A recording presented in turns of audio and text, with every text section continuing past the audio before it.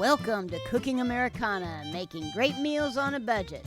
Today we're making traditional Irish soda bread for St. Patty's Day. This is what you'll need and what it'll cost, and there is a link to a printable recipe in the video description. 10 to 12 servings, $2. We're going to start out by combining all of our dry ingredients in a bowl. Real quick and simple. Now I use this with the Irish stew. This is sort of my side. Really simple rustic bread. Preheat your oven to 425 degrees Fahrenheit. We added the baking soda and some salt. Now I did this in my Mixmaster, my KitchenAid, with a bread hook. You can use a pastry cutter. Slowly add that first cup of buttermilk and just let it mix.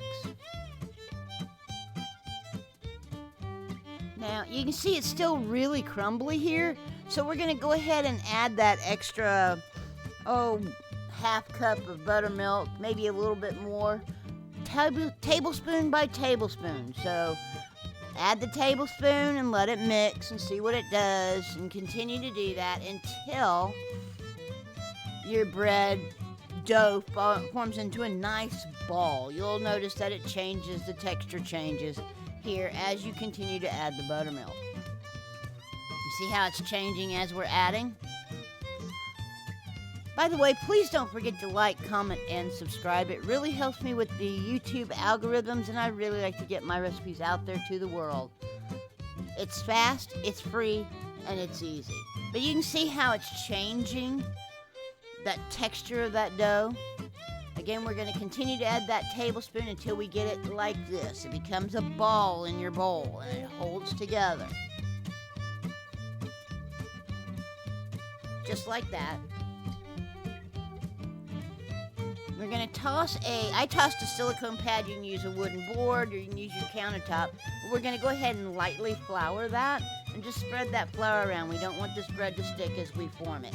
Now, we're not kneading this, we're literally forming it. You kind of want it into an 8-inch ball, flat-topped area. So it's very rustic, like I said. And just kind of form it around, try to fill some of those cracks and so on and so forth, but that gives it character.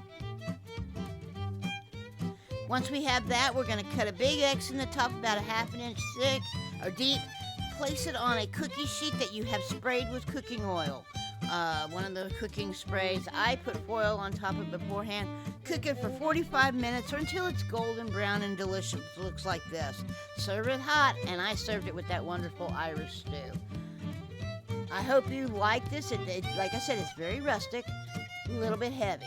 I'd like to thank you for joining me in my kitchen today for this wonderful Irish soda bread. I hope you have a wonderful St. Patrick's Day, and as always, y'all have a blessed day.